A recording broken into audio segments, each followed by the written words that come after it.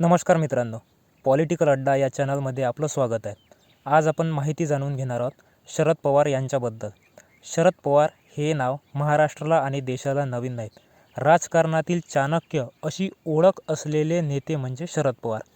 शरद पवार यांचा जन्म 12 डिसेंबर 1940ला बारामती येथे झाला. त्यांच्या आई या त्या काळी जिल्हा परिषद सदस्य होत्या. तसेच शरद पवार यांना महाविद्यालयीन जीवनापासूनच राजकारणाची आवड होती. त्यामुळे शरद पवार यांना बाळकडू हे घरूनच मिळाले. गोष्ट आहे 1967च्या विधानसभा इलेक्शनची. विधानसभा उमेदवारांची चाचपणी सुरू होती आणि बारामतीमधून शरद पवार यांना तिकीट देण्याची चर्चा सुरू होती.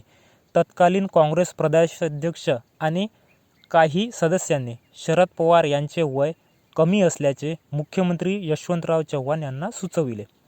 त्यावर यशवंतराव चव्हाण यांनी आपण महाराष्ट्रामध्ये किती जागा जिंकू असा प्रश्न विचारला.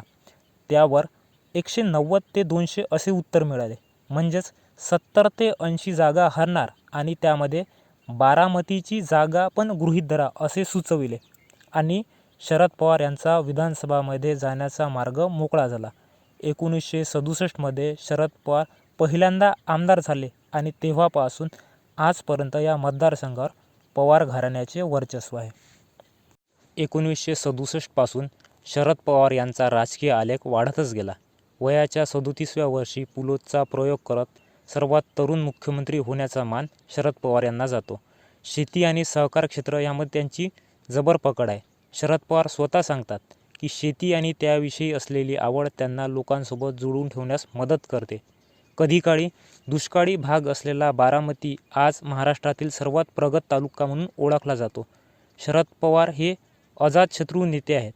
प्रत्येक पक्षातील नेत्यांसोबत त्यांचे जवळचे संबंध आहे. म्हणूनच आज भाजप या विरोधी पक्षाचे सरकार असतानासुद्धा त्यांना पद्मविभूषण पुरस्कार देण्यात आला. शरद पवार यांचे समवयीन नेते आज राजकारणातून बाहेर फेकले गेले किंवा त्यांची पकड राहिली नाहीत. मात्र शरद पवार याला अपवाद आहे.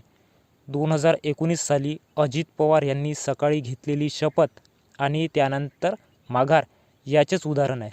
शरद पवार यांना कायम PM इन वेटिंग म्हटले जाते आणि त्यांची ती महत्त्वाकांक्षा पण लपून राहिली नाही.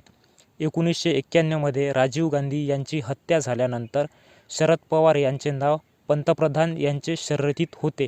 मात्र ऐनवेळी नरसिम्हा राव यांची वर्णी लागली. त्याच सरकारमध्ये शरद पवार यांनी संरक्षण मंत्री म्हणून शपथ घेतली. नरसिम्हा राव हे हुशार राजकारणी होते.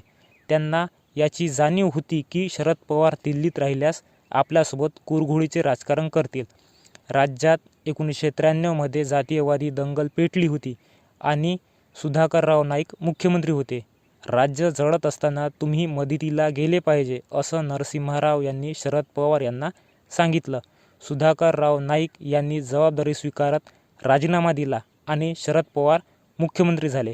राज्यात परत येण्याची इच्छा नसतानासुद्धा त्यांना परत यावं लागलं. नंतर सोनिया गांधी यांच्याशी झालेले मतभेद यामुळे त्यांनी राष्ट्रवादी काँग्रेसची स्थापना केली. प्रादेशिक पक्षाच्या मर्यादा आणि संख्याबळाच्या आधारावर त्यांना परत संधी मिळाली नाही. राजकीय जाणकार सांगतात की शरद पवार यांनी काँग्रेस सोडायला नको होती. मात्र शरद पवार यांचा राष्ट्रीय राजकारणातील दबदबा काय? शरद पवार आणि वाद काही नवीन नाही. सुधाकरराव नाईक मुख्यमंत्री असताना आरोप केला होता की कुख्यात गुंड पप्पू कलानी यांच्या बाबतीत नरमाईची भूमिका घेण्याबाबत पवार यांनी आपल्याला सांगितले होते. यावरून खूपच वादंग निर्माण झाला होता. शरद पवार यांचे दाऊदसोबत संबंध असल्याचे आरोप तत्कालीन विरोधी पक्षनेते गोपीनाथराव मुंडे यांनी केला होता आणि आपले सरकार आल्यावर आपण त्याची चौकशी करू असे बोलले. पण ते आरोप सिद्ध होऊ शकले नाहीत. मात्र या प्रकरणामुळे शरद पवार यांची राजकीय प्रतिमा डागाळली. तसेच लवासा प्रोजेक्टमध्ये पर्यावरणसंबंधी नियम डावलून संमती देण्यात आल्याचे ताशेरे कोर्टाने ओढले. तसेच या प्रोजेक्टमध्ये पवार कुटुंबियांची भागीदारी असल्याचा आरोपही करण्यात आला होता आणि नियमांची पायमल्ली करत झुकते माप देण्याचे बोलले गेले. हा व्हिडिओ तुम्हाला कसा वाटला कमेंट करून नक्की सांगा.